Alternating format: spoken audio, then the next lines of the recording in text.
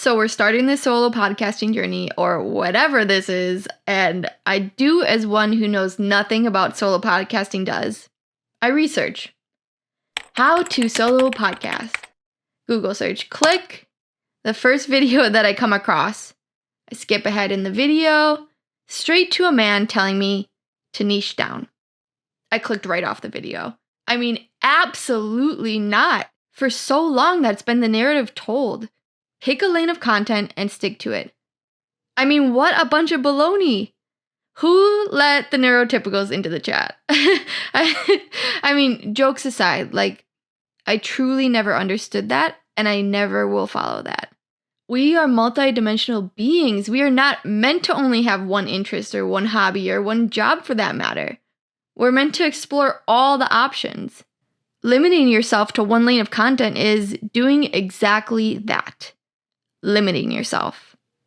To me, that's just a means of containing people. Keeping people in parameters of control by limiting them to single sources of content by which they're allowed to explore and build abundance from. People try to explain that this is how you gain followers, by building a community, by building something that people can expect to come back to. Okay, but people are multidimensional beings. People like different hobbies. Also, people evolve and change.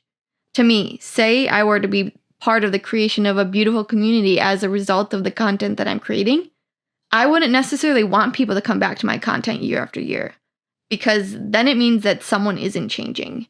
And I sure as hell promise that the one who is changing will be me. And I pray that it's both of us. What I don't want is people continuously consuming the content that I put out into the world. I want people going out and experiencing their own world. And if I'm not inspiring people to go out into the world and contemplate and do all the things, then I'm doing a disservice. And I'm not creating an integrity with my intentions. I will only create content as long as I'm creating an integrity and being in service of others.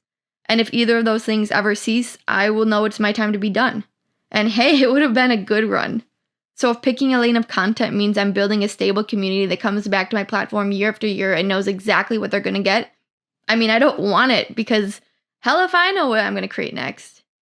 And I mean, now that I'm sort of thinking about it, I guess the consistency of my platform comes from my personality. And that's not to say personality doesn't change, because it certainly does. However, it might be something that stays more consistent or changes at a slower pace than other things.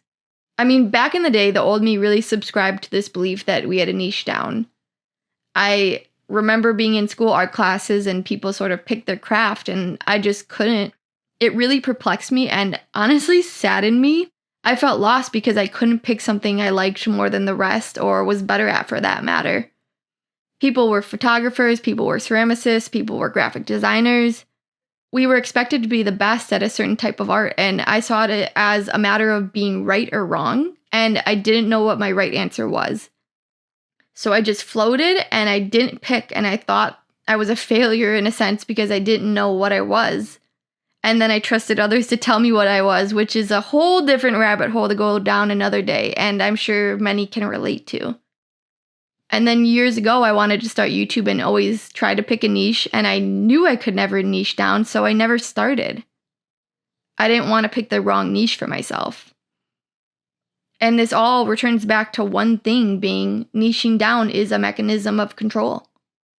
A way to put doubt in people's heads to question who and what they really are, and then when they pick who they are, they're meant to stay that version of themselves. And if they don't, they won't make money, people won't like them, people might abandon them, which are the biggest innate fears of all. I mean, hi, I'm McKenna, I knit. No! How about, I'm McKenna, I'm a soul having a human experience, just like you, and I'm going to use that time to experience all the things. Stop niching down, explore. Now, I understand that niching down works. It works, and that's why people do it.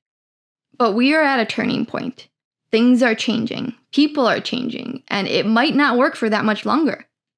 It's a path at the 3D level that can work for people, and you can see results from if you stick to the other principles of a 3D level by posting consistently, engaging with the audience, yada yada.